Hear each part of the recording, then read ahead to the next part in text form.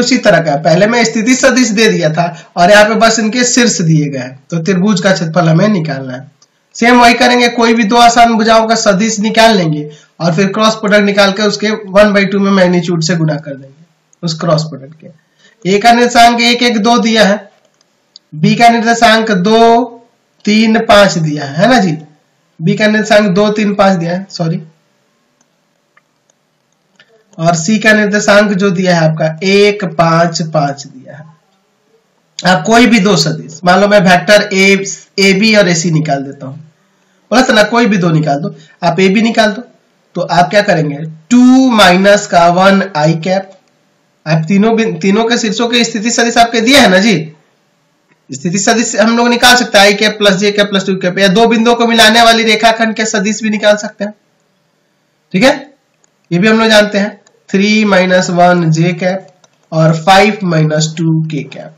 यानी कि vector A B की वैल्यू यहां से आ जाएगी आई कैप प्लस 2 जे कैप प्लस का 3 के कैप। ठीक है, अच्छा वेक्टर ए सी की बात करते हैं, तो 1 माइनस 1 आई कैप, 5 माइनस 1 जे कैप और 5 माइनस 2 के कैप हो जाएगा।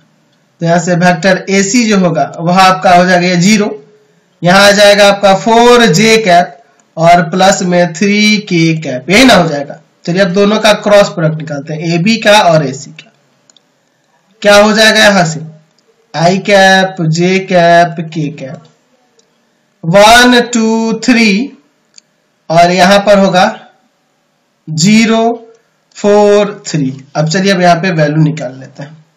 आई कैप लेंगे 2 3 4 3 माइनस जे कैप लेंगे 1 3 0 3 प्लस का के कैप लेंगे, अब आ जाएगा 1 2 0 4। चलिए आगे सॉल्व करते हैं। आई कैप यहां आ जाएगा 6 माइनस 12, जे कैप लेंगे 3 माइनस 0, के कैप लेंगे तो आपका हो जाएगा 4 माइनस 0।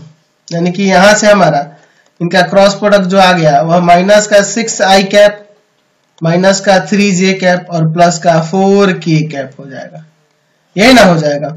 चलिए तो अभी मुझे त्रिभुज का क्षेत्रफल निकालना है। त्रिभुज किसका, ए बी सी का क्षेत्रफल।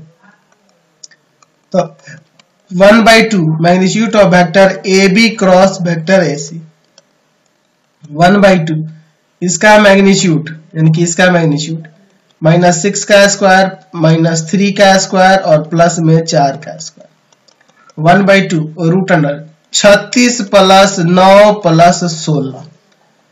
देखिए जोड़ देते हैं, यहां पर कितना आ जाएगा जोड़ने पर, ध्यान से देखिएगा। रूट अंडर देखिए 6 6 12 और 12 और 9, 12 9 21, आपका 2 बचा, 3 1 4 और 2 6, यानी कि रूट 61/2 वर्ग इकाई यहां से क्षेत्रफल आ गया। कोई दिक्कत नहीं है, तो ये आपका एक्सरसाइज पूरी तरह से कंप्लीट हो गया। इसके आगे आपके ऑब्जेक्टिव क्वेश्चन दिए हैं, उनको आप लोग बनाइएगा। जितना मैंने चैप्टर में पढ़ा दिया है तो ऑब्जेक्टिव में कोई दिक्कत नहीं होने वाली है। आपको हमारे 3 चैनलों को सब्सक्राइब करना होगा। पहला है path finder classes Chhapra, path finder classes Chhapra. दूसरा है आपका भारती भवन, भारती भवन रविकांत सर, रविकांत सर। और तीसरा चैनल है रविकांत सर के नाम से, रविकांत सर के नाम से।